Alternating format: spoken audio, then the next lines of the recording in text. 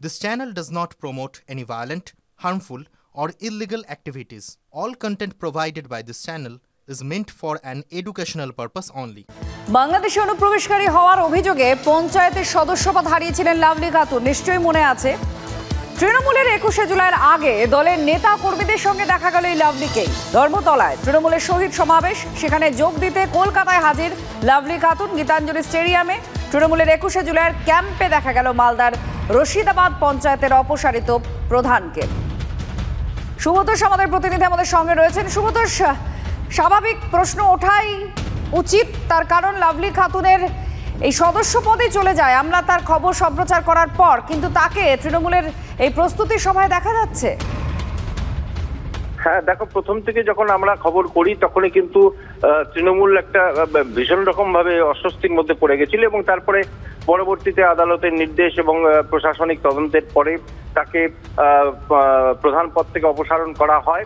এখন আবার নতুন করে আদালতে মামলা যেটা চলছে করা হয়েছে তার সদস্য পদ খারিজ এবং তাকে দ্রুত গ্রেপ্তারের। খুব স্বাভাবিকভাবেই ছিল যে যেহেতু তার বিরুদ্ধে যা যা অভিযোগ, নিজের পরিচয়, তার পিতৃ পরিচয় সমস্ত কিছু বদলে ফেলে তার জাল ডকুমেন্ট তৈরি করে এগুলো করার পরেও যা ইতিমধ্যেই অনেকাংশেই প্রমাণিত এবং তারপরে সেক্ষেত্রেও কিন্তু এখনো পর্যন্ত তাকে গ্রেপ্তার করা হয়নি। এই নিয়ে কিন্তু বিরোধীরা ইতিমধ্যেই সরব হয়েছে।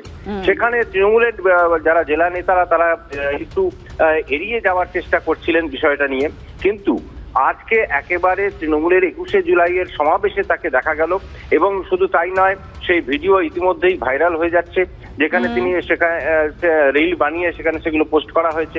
তো এই ঘটনা নিয়ে এটা আরো স্পষ্ট হয়ে গেল তৃণমূলের নেতাদের সাথে তার ঘনিষ্ঠতা ঠিক কোন জায়গাতে, এবং সংযোগ যে রয়েছে সেটাও স্পষ্ট। এই মুহূর্তে আমরা দেখতেও পাচ্ছি যে রিল বানিয়েছেন তিনি মালদা জেলার জন্য, মালদা মুর্শিদাবাদের জেলার কর্মীদের জন্য। গীতাঞ্জলি স্টেডিয়ামে যে বন্দোবস্ত হয়েছে, শিবির হয়েছে, সেখানেই তাকে দেখা যায় এবং দেখুন রিলও বানিয়েছেন, হাসির মুখ।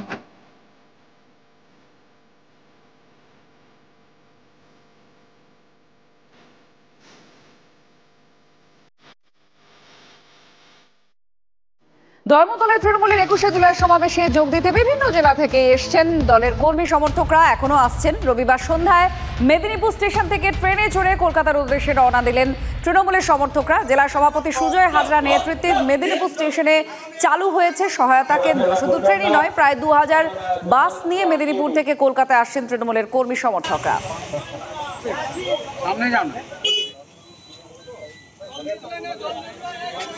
21শে জুলাই বিধানসভা নির্বাচনের পরে হবে, তারপরে আমরা 21শে জুলাই করব এবং যতদিন বাঁচব করতেই থাকবো। 21শে জুলাই কোনোদিন বন্ধ হবে না। সুতরাং বিধানসভা নির্বাচন আসবে যাবে, আর প্রত্যেকবারই তৃণমূল কংগ্রেস জয়ী হবে। কেউ সেলিব্রেশনের জন্য আসবে, কেউ শহীদদের স্মরণের জন্য আসবে, কিন্তু আসতেই থাকবে। কর্মীরা আসছেন নেত্রীর সঙ্গে দেখা করার জন্য, উৎসাহ তুঙ্গে রয়েছে, কিন্তু অনুব্রত মণ্ডল ধর্মতলায় পৌঁছেও গেলেন, দলনেত্রী দেখা পেলেন না। মূল মঞ্চের কাছে পৌঁছতেই দিল না পুলিশ, বাধ্য হয়ে ব্যারিকেডে বাইরে চেয়ার পেতে অপেক্ষা করতে হলো কেষ্টমণ্ডলকে। বেশ কিছুক্ষণ অপেক্ষা করার পর সেখান থেকে চলে গেলেন বীরভূমের প্রাক্তন জেলা সভাপতি। অনুব্রত চলে যাওয়ার ঘণ্টাখানেক পরে সভাস্থলে পৌঁছন তৃণমূল নেত্রী। অনুব্রত মণ্ডল এই মুহূর্তে দেখতেও পাচ্ছেন, প্রাক্তন তিনি এখন সভাপতি তৃণমূল কংগ্রেসের বীরভূমের। কোর কমিটির আর 5 জনের মতোই তিনি সদস্য। অনুব্রত মণ্ডল একেবারে সভা মঞ্চের কাছে গিয়েছিলেন, কিন্তু পুলিশ তাকে আর এগোতে দেয়নি। একটা চেয়ার পেতে দেওয়া হয়, তাকে তিনি বসেন, অপেক্ষা করেন, কিন্তু বেশ কিছুক্ষণ অপেক্ষা করার পর চলে যান। তারপর তৃণমূল নেত্রী আবার সেই স্থলে পৌঁছন। সৌরভ গুহা আমাদের প্রতিনিধির সঙ্গে আছেন। সৌরভ, এই ছবিটা আগের থেকে অনেকটাই বিপরীতমুখী একটা ছবি, যেখানে অপেক্ষা করলেন নেত্রীর সঙ্গে দেখা করার জন্য, কিন্তু পারলেন না অনুব্রত মণ্ডল। সত্যি আজকে 21শে জুলাইয়ের ঠিক প্রাককালে অনুব্রত মণ্ডলের গোটা বিষয়টিকে দেখে একটা জনপ্রিয় গানের কলি ভেসে আসছে, কাহারও সমান নাহি যায়। এই সেই অনুব্রত মণ্ডল, কেষ্টমণ্ডল, যে কেষ্টর চোখ দিয়ে গোটা বীরভূম এবং নদিয়া এবং অন্যান্য জেলার রাজনীতি প্রায় দেখতেন মমতা বন্দ্যোপাধ্যায়। সেই কেষ্টমণ্ডল, এহেন কেষ্টমণ্ডল, দুর্দণ্ড প্রতাপ, তিনি এলেন এবং কর্ডনের বাইরে পুলিশ তাকে বসিয়ে রাখলো। সেখানে অশোক দেব সহ আরো কয়েকজন সিনিয়র নেতা ছিলেন বসে, তিনিও সেখানে বসেছিলেন।